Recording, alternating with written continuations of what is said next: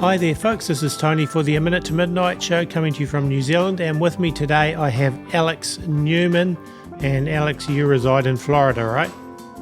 That's right. Okay, it's good to be talking to you again, and as always there's a bunch of things we can talk about. I'm really interested to start with on the UN and your thoughts on what's been going on there at the moment. So that would be a good place to start, I reckon. Yeah, well, there's a lot going on at the UN. I think the obvious starting point would be Trump showing up like a bull in a china shop and telling them to their faces what is going on there. I think that was probably one of the most interesting and consequential speeches ever delivered on the floor of the UN General Assembly, which, you know, considering the fact that we've been doing this for 80 years and there's almost 200 governments that like to take the mic, I recognize that's a very tall order. But what Donald Trump did was essentially blow up the globalist agenda in a way that we've never seen done before in that kind of platform. And he did this through several different vehicles. I want to start with the obvious one, right? He actually attacked the UN's raison d'être, which is the French term for reason for being. And what he did when he talked about peace was really interesting. And I know there are biblical and eschatological implications to, you know, the whole peace and safety and when we cry for peace and safety. But he pointed out that over the last year, he has almost single-handedly ended 7 wars. And you can quibble, was it 6, was it 8, you know, whatever. I've followed some of this. It hasn't gotten a lot of media attention. I was in Azerbaijan less than a year ago, and while I was there, they were waging ruthless war on the ancient Christian nation of Armenia. They had actually ethnically cleansed a self-governing Armenian Christian republic that was a kind of an enclave there. They arrested the president. They starved people. They just absolute barbarians. And Trump came in and stopped that. And what Trump pointed out in his speech is that he has ended now 7 wars, and the UN didn't even so much as call him to help.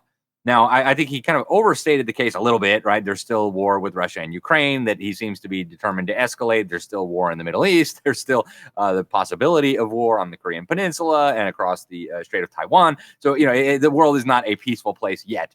But certainly Donald Trump has been trying to do those things. And the entire justification for the UN is peace. And that's why this is so important. He was attacking them on other issues, too.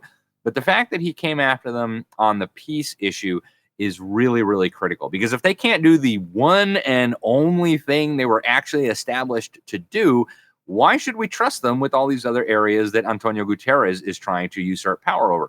The internet, the economy, the environment, emergencies, artificial intelligence, and, you know, the list goes on and on and on. Their idea of peace seems to be sending clownish, child-raping peace troops into Gaza and the West Bank or the Judea and Samaria to try to make sure the Jews don't, do whatever Benjamin Netanyahu and the Israeli government wants to do, which to me sounds like a very goofy strategy at best. So that was really huge. Then he had talked about the mass migration agenda. He actually described this as an assault, a globalist assault on the nations and the borders of the Western world, which is, of course, exactly what it is, which is what the UN has almost been saying for years and years now. If you go back and look what Peter Sutherland, the UN Migration Czar, said some years ago, part of this is to break down what he called old shibboleths, the historic memories of our own countries. We got to get rid of borders and sovereignty so we can have one human family, which, of course, God did create one human race, but he also divided mankind into nations and tribes and tongues. And so this is a very, very significant thing. He also attacked the green energy scam and the climate scam, not how he used to do it with, like, well, you know, maybe there's better ways of dealing with it. No, he just came out and said this is the biggest con job in human history, which it is. It's a giant fraud. It's a lie from the pit of hell. So this was a historic moment. And one of the things that was especially interesting, Tony, is that there was a lot of applause and cheering from the General Assembly Hall when he got done with his remarks. I would have loved to see which delegations were. You could see some of them squirming, the Venezuelan regime, the Germans. They were not pleased with the speech. But a lot of people were, because he was telling the truth. And a lot of people realized that. So I think it was a fascinating talk And I think it was a history-making talk that's going to have profound implications going forward. Yes, I noticed our Prime Minister from New Zealand, Christopher Luxon, didn't say Trump by name, but he also agreed that the UN has problems and needs changing, which I thought was interesting. And our Foreign Minister, Winston Peters, is over there at the well, and the whole Palestinian statehood thing, is been there where I think 82 countries or whatever, said, yes, we want a Palestinian state, we'll recognise it. Well, New Zealand hasn't committed to that, but whether they will by the end of the week or not, I don't know. They're waiting to see, apparently, everyone's thoughts and hear everyone out before they make a decision. So, yeah, it's certainly interesting watching what's going on there. It absolutely is. Yeah. And it's, a lot more is going on there. If the Secretary General of the UN, the socialist Antonio Guterres, gave an interview with UN News, Melissa Fleming, the Undersecretary General of Communication, talk about a hardball interview, man, real questions, right? When your own propaganda service is interviewing you. But if you listen to what he said, it was a naked and transparent call for more power. He started off with, there's crises everywhere. Oh no, there's global warming. There's, all kinds of economic and environmental crises. And the only solution is to give us more power, is what he said in so many words. And Donald Trump just showed up and basically mocked that idea, pointed out that you can't even do the one thing we put you in charge of. Now you want to take over all the rest of this stuff? Give us a break. So that's really interesting. But there's another thing that's happening that almost nobody is talking about, Tony, that is very important to understand, I think. And that is there is an effort within the UN, within the globalist establishment, to radically empower these international courts. And we've talked about it a little bit here on your program. But there's been some big developments here. The UN Development Program, UNDP, kind of an obscure specialized UN agency, has just opened up a new office right in The Hague. And they claim they're going to innovate for global justice, which sounds really cute. There are some very prominent people involved in this, including multiple Arabs, including the UN High Commissioner for Refugees. So, I mean, these are not, lowly UN bureaucrats. These are very high-level people. And I received information from a source of mine, a very high-level source of mine within the UN. There are still decent, honorable people within the UN who don't like what's going on there, and I'm grateful for them. That this office, even though it's got some window dressing about innovating for global justice, the real task here is to figure out, how do we go after Donald Trump? How do we go after Donald Trump's administration? They're already doing it to Benjamin Netanyahu, and I don't care what people think about Benjamin Netanyahu as a person. I disagree with a lot of his policies, including the forced COVID injections for everybody in Israel. So that's all a separate issue. What is really critical to understand here is that the state of Israel has never agreed to the Rome Statute, which created the International Criminal Court in The Hague, the ICC. And yet the ICC is targeting Benjamin Netanyahu on international criminal charges. Multiple governments have already said that if he ever steps foot there, he will be arrested and taken to The Hague.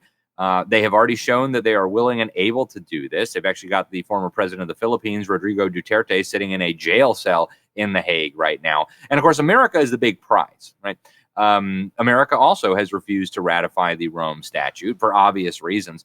But if you combine what's going on in this obscure little office in The Hague with a recent ruling that came out of the International Court of Justice, which the UN likes to portray as the world's Supreme Court, claiming that every government in the world has, as they described it, a legal obligation under international law to combat the climate crisis by reining in carbon dioxide emissions, suppressing human activities that might produce carbon dioxide emissions, and that failure to do so constitutes what they described as an internationally wrongful act, and, even more serious, a violation of human rights. Okay, human rights is a very significant term when it comes to the UN. If you're violating someone's human rights, you're a monster, and you must be held accountable by the UN, quote-unquote, justice system. So Donald Trump is blowing up the UN climate scam in every possible way. I mean, he's gotten us out of almost every UN climate agreement, with the exception of the UN Framework Convention on Climate Change. He publicly rebuked them to their face at the General Assembly, saying that this was a con job. And yet the world Supreme Court has declared that all must bow to this agenda. So there's a real conflict here, right? Trump is right now in office. But he will not be in office, assuming things go normally, in 3.5 years. And what happens when you have another Joe Biden, another Barack Obama, a Kamala Harris in office, and the UN kangaroo court say, hey, hand us Donald Trump. He was mean to refugees. He didn't treat the refugees properly. He didn't go along with the climate scam. And now look, there was a hurricane or a tornado or a drought or a flood or a cold or a hot or whatever. And all those people died because of that mean old Donald Trump. We need to make an example of him. So I think people need to understand that there is a power play happening here. I don't believe Donald Trump is working with the globalists. I do believe he sincerely loves this country. I do believe he wants to try to throw a monkey wrench into this global plan. But the UN and the globalist establishment and the diabolical forces behind them don't sleep, they don't rest, and they always try to make lemonade out of lemons. And I think right now they are plotting in a very serious way. How do we make lemonade out of these lemons? And I have already informed several people in the Trump administration at a high level that they need to be on the lookout for this. We'll see what happens in the days ahead, but people need to be watching it. So I would say what you just said there about Trump being not on board with a globalist agenda, I kind of look at that and go, okay, on some things that appears to be the case, but then in other things he seems to be pushing the whole thing harder than anyone else ever has. I'm thinking about the digital IDs and the stablecoin whole thing which is a CBDC by any other name, all the digital surveillance. And then you've got Pam Bondi talking about we've got to go after hate speech, we will come and get you, and blah, blah, blah. So to me, it's like on some levels it appears that Trump is fighting against it. On other levels, it's almost like he's giving the power to the beast system like no one else ever has. So when he's not there, or if he is there, but all the main things will be there in place. It's whoever is there after him, or if things go normally, will be there to foist on everyone at a level like way beyond what's been before. So it seems to be like the classic Hegelian dialectic where you take away some things here and some things there, and grab things, and in the end, it's manoeuvring people to where you want to go. But it's keeping people happy. It's like keeping the MAGA people happy to some degree if he doesn't get on board with some of the things they don't like. But that means then he can sweep in the other stuff that later on won't be able to be changed. So I have some real question marks around what Trump's real motivation is. I don't know. And I see those same things as well, Tony. In fact, I've been criticizing him since before he took office for those very things. I was very critical of some of the things he did in his first term. And I'm very critical of some of the very things that you just mentioned right now. Now, Pam Bondi, to the Trump administration's credit, was reined in very rapidly. I don't know if that was a trial balloon, but Pam Bondi is one of the members of the administration that I have been more skeptical of. I know some of the people working at a high level in DOJ, and they're good, honorable, decent people. But you're right. Somehow we need to make sense of some of these policies that the administration is pursuing. I actually warned before Trump was even sworn in the second time. I might have warned here on your program, Tony, that what the evildoers were going to try to do in terms of making lemonade out of lemons here was try to bring in a digital biometric ID and use mass immigration and voter fraud as the pretext. And of course, we're watching that now in the UK. They haven't quite made that announcement here yet, but they are bringing in the real ID. Yeah. Which has been on the books for a long time. They're only just now starting to enforce it. And that's very, very troubling. And quite a few other measures. You mentioned the stable coins, the Genius Act, the Clarity Act. These things are very troubling. I believe, and again, this is my personal opinion. I'm not privy to the discussions going on. I certainly am not privy to Donald Trump's heart or mind. That's between him and God. I don't know what's in his mind. But I believe he is being manipulated. Less so this time than the first time around. He made some catastrophic mistakes the first time with the COVID, with the North American integration through the USMCA. And we're seeing some of those this time around. We're still seeing the out-of-control spending, even though he has the ability to veto it. But he's also very strategically taking out some of the critical pillars of the globalist edifice. And I don't believe that that's window dressing. I don't know what Donald Trump's relationship with the Lord is. And, that has a profound impact on the way people think.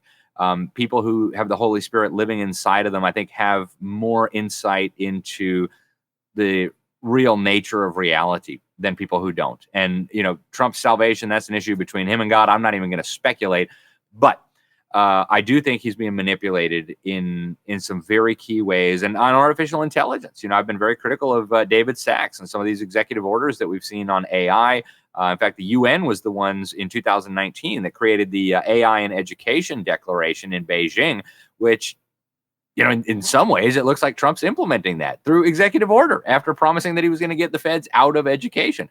So there are some very serious warning signs. I do think that they need to be addressed. I think they need to be publicly rebuked. But, when it comes to motives, I guess it's probably not good for him to speculate. But just having watched this man for a long time, knowing quite a few of the people around him, I get the sense that he is sincere in terms of his love for his country. He is sincere in terms of wanting to stop the globalists who are trying to destroy the Western world. But I think he remains susceptible to manipulation, bad information. And unfortunately, I think there are quite a few dubious characters in the administration. And I think one of the most important ones that I've called out many times, and I will continue to call him out, is Scott Bessent. Okay, this is the Treasury Secretary, and that's a critical position right now. We're headed into, I think, some financial difficulties that are going to be maybe unprecedented.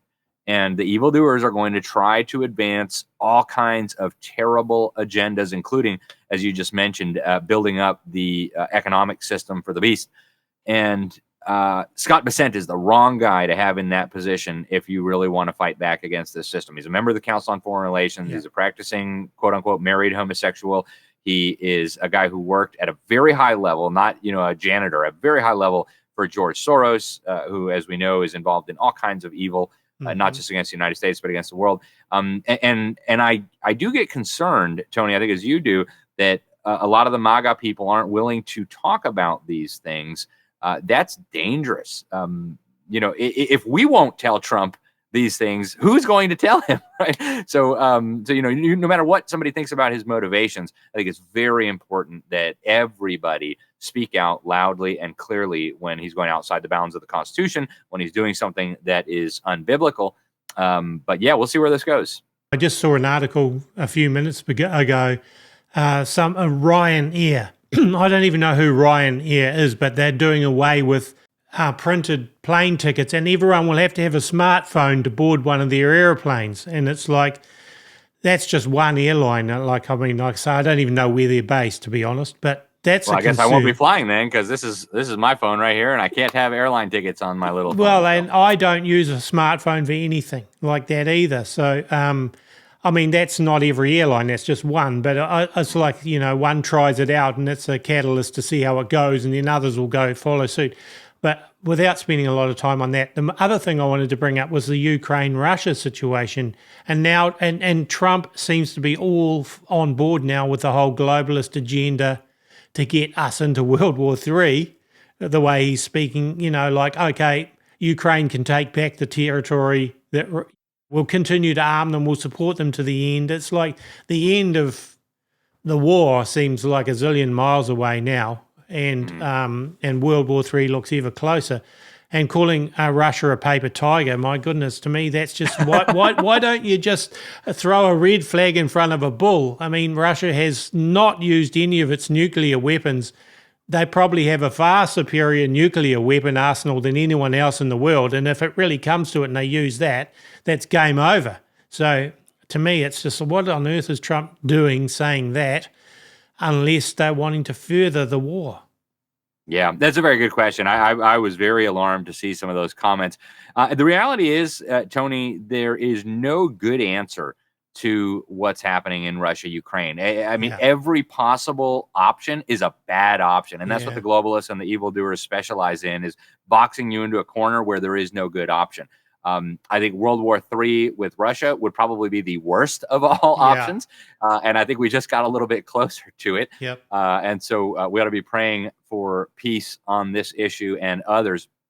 But allowing the regime in Russia to do whatever it feels like and just invade countries and seize territory and all the rest of it is also not a good option. They are very closely allied with the mass murdering dictatorship in communist China. And I believe that the chess pieces are being moved into place for a major global conflagration that will be used to usher in massive destruction. Yeah. And if you connect the puzzle pieces together, you kind of see where this might be going. One of the most important defectors, in my opinion, to ever leave the Soviet Union was a guy by the name of Anatoly Golitsyn. He was in the Department D of the KGB's disinformation department. And he made a series of over 200 very specific predictions, including a fraudulent collapse of the Soviet Union, fraudulent collapse of communism in Eastern Europe, the taking down of the Berlin Wall. He even gave the names of some of the people who were going to be involved in the fake revolutions, like Lech Walesa, who we now know was a KGB operative codenamed Bolek from the KGB archives.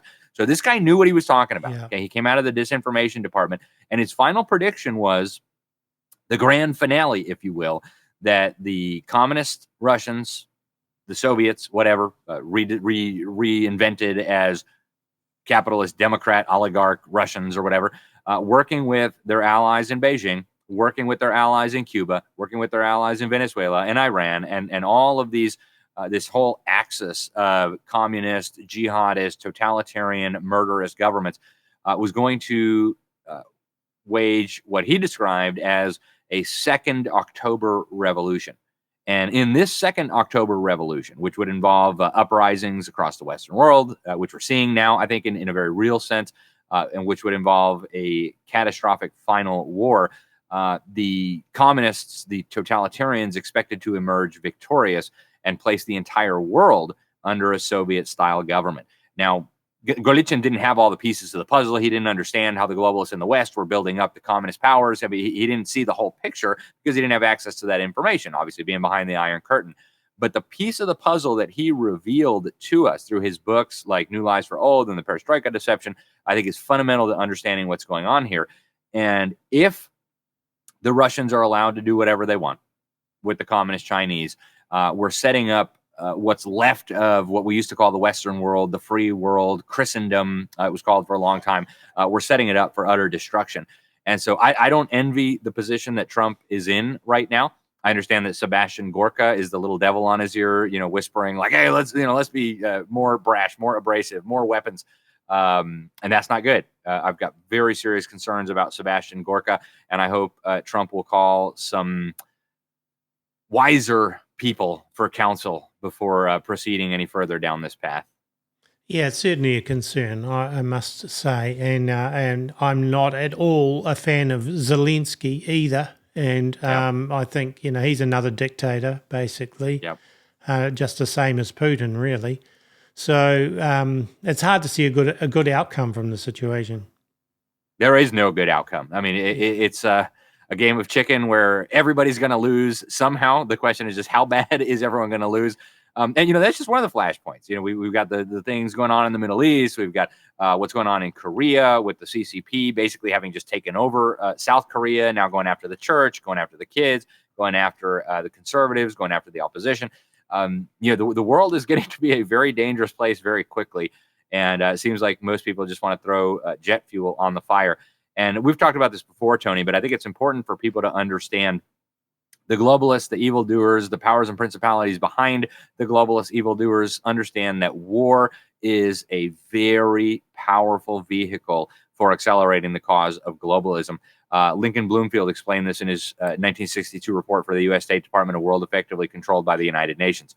War is the most effective catalyst for undermining national sovereignty, and we're watching the interim step, right? The emergence of these regional powers. Putin leading the Eurasian Union. You just had the Shanghai Cooperation Organization, the SCO, come together for a huge meeting, very significant, where Xi Jinping called for a global governance with Chinese characteristics. Very dangerous. You see North America emerging. You see the European Union, even down in your neck of the woods. You've got the Pacific Forum. I forget the full name for it. But every region of the world is being regionalized. And all these wars are serving to accelerate that process. I don't claim to know, but there's some interesting passages in Revelation about the 10 kings all handing their power to the one system. So we need to be on guard for all of this. We need to be paying attention. We need to be discerning the times. And I think most importantly, we need to be in prayer and in the Word so that we can have a good sense of what's going on and what God would have us do in these very, very confusing times. Yes, true.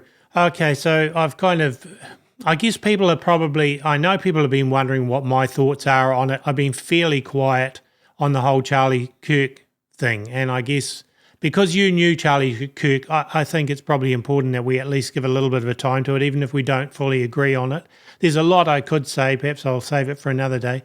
But one thing I am concerned about is I'm seeing people blending Christianity with the MAGA movement and holding Charlie Kirk up as some sort of Christian superhero almost. And I've even seen people say, if you don't support Turning Point USA and MAGA and that, then you're a reprobate, and stuff like that. And there's so much division around it.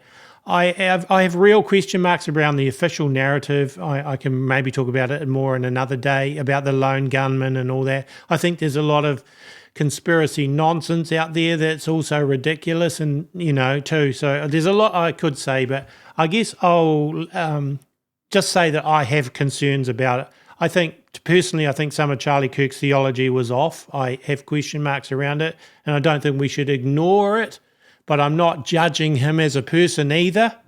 I'm not one of these people that's saying, oh, he was a Freemason and blah, blah, blah. And I've seen a lot of that. I'm staying away from that. Though there was obviously Freemasonry involved in this somehow, because they don't throw 33s up 33 hours to catch the guy that supposedly did it, and a bunch of other stuff by accident. So I'll just let you say, how you feel, or what your thoughts are on it all, because you did know Charlie Kirk. I did know Charlie Kirk, and this really hit me hard, Tony. Yeah. I regarded him as a friend. I regarded him as an ally. I regarded him as a brother in Christ. Certainly, I didn't agree with every point of his theology, but I don't agree with every point of my theology from 2 years ago. Yeah, so, exactly. I know we've all got errors in our theology, and I do think it's important that we approach our brothers and sisters in Christ with grace. Understanding that none of us have it perfect. I do think Charlie Kirk was doing his best to fulfill the Great Commission. As he saw it, he was trying to disciple the nations, in particular his nation, the United States of America.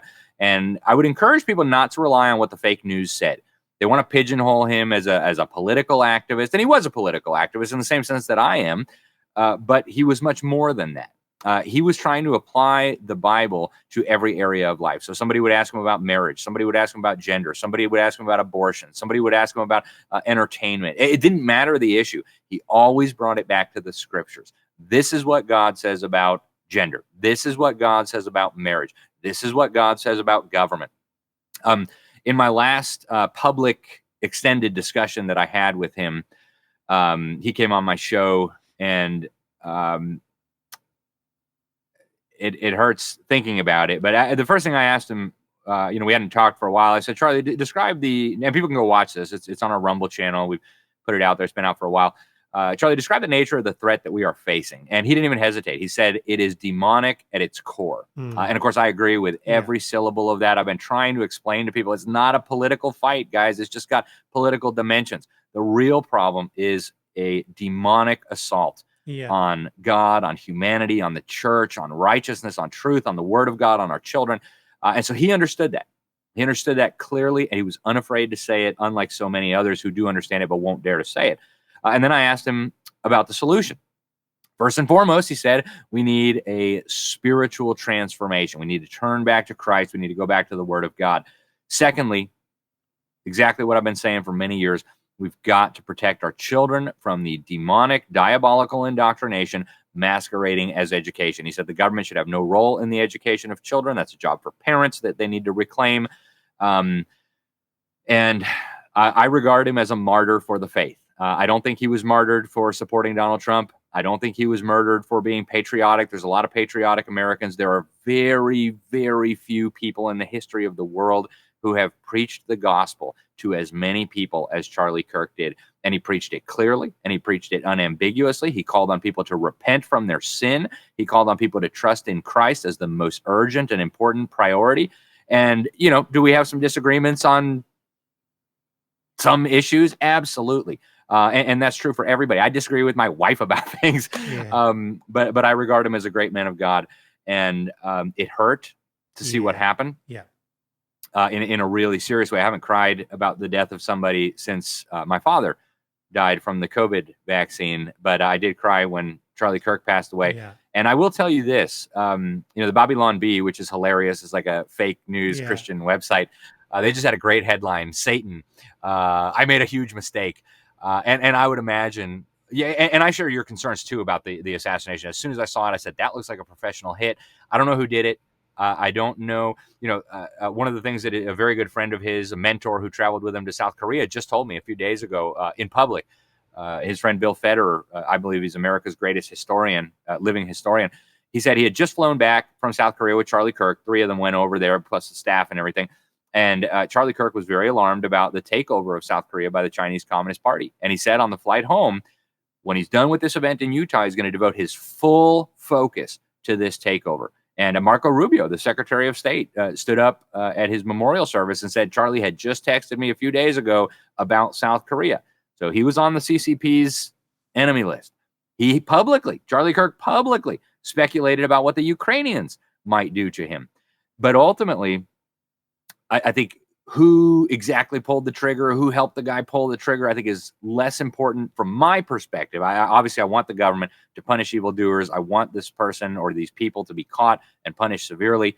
I love what Erica Kirk said about forgiving him. That is what Christ has called on us as individuals, as Christians to do.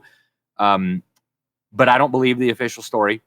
But I think the really critical thing to understand is exactly what Charlie said in my last public conversation with him. This is demonic.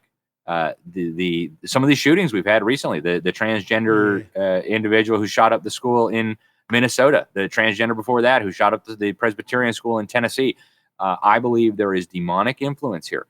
There's an organization called Jezebel. Yes, it's called Jezebel, that bragged 2 days before Charlie Kirk was shot that they had hired witches to cast spells on Charlie Kirk. Now, don't get me wrong, God is sovereign, right? Demons cannot act beyond the scope and the authority that God has provided. But I think we need to understand that this was an effort to take out a man who was rescuing millions of young people from their indoctrination and leading them to the Lord. And I think it's going to blow up in their face worse than anything they've done in my lifetime, certainly, because we now have people all over the world, Tony. My last place where I lived was Sweden. There was a prayer vigil in downtown Stockholm, one of the most godless cities on the face of the planet, and they're singing hymns and praying. A friend of mine, a godless friend, it used to be godless, sent me a picture of her Bible after this and asked where to start. So I think God is using this horrific tragedy to bring about, I don't want to say revival, because we'll have to see, in the past tense, it'll be more clear, but something is happening where people who haven't thought about church for a long time are going to church, where families that haven't prayed together for a long time are praying together. Even right here in my town, Tony, we had the next day we got together at church. All our elected officials came out. We prayed together. We talked about the Bible. The next day we had a huge vigil. Democrats, Republicans, liberals, conservatives came together and sang Amazing Grace. I haven't seen anything like this in my lifetime, Tony, and I'm grateful to God for whatever it is he's doing through this. And I would encourage Christians to be in prayer about it. And, if God is doing something, we don't want to get in the way. That's true. Those are all very good points. I think we just have to also be very careful that we don't tether political activism with Christianity and make them seem intrinsically linked, which to me is a concern. I didn't see the apostles Peter or Paul or John, getting political about preaching the gospel, and they just gave the gospel and didn't get involved in the politics. So I'm just a little concerned that people are, linking the two now, MAGA and Christianity, fully together. And I have some question marks around the whole MAGA thing, and there's probably a lot more I could say.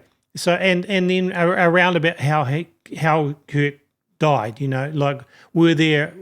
the guy on the roof really kill him, or was there another assassin somewhere else that did it? I've seen videos, like there's one video that's quite compelling of somebody else, with a supposed looking like potentially a gun that shot him and so on. But you don't know whether that footage has been doctored with AI. I have question marks around someone in the crowd, why no one else saw it, why no one would have heard it. It's pretty hard to shoot someone without it making a sound if it was coordinated with another. If the guy on the roof never was the one that actually did shoot him, he could have been a patsy. I don't know. I think people can devote way too much time to trying to figure it out. That's what my point is. The point is we don't have to know all the answers to who or why. I think what's going to be used, that's a real concern here, is this could be used for more surveillance and control and the need to monitor people more closely, and all that fits in with the globalist agenda, no matter who. Or to start a civil war. Exactly. Tony, in the aftermath, I saw the social media companies and the algorithms amplifying just absolutely insane rhetoric from all sides. Yes.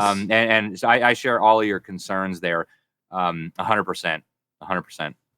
Yeah, so that's basically main thing I wanted to get across about it. Let's not focus too much on it.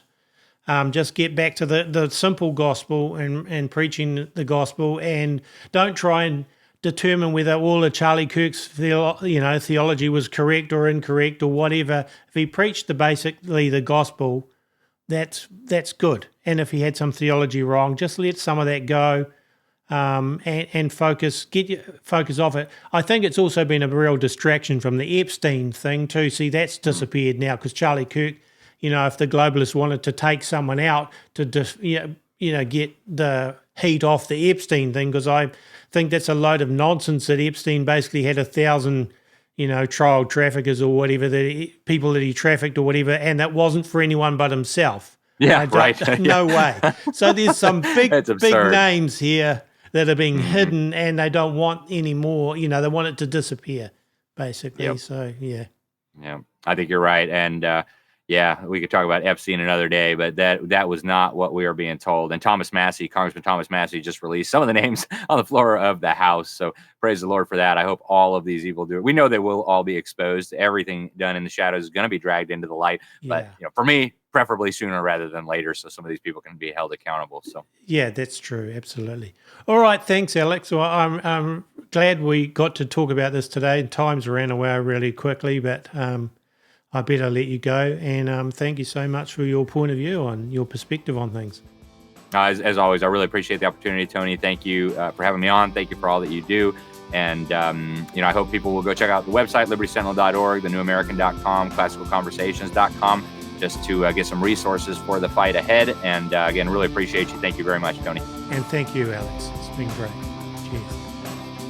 Also, folks, don't forget minutetomidnight.com. That's our website. Please make sure you are subscribed to us there by going down the right-hand side of the page and entering your email address where it says subscribe to blog.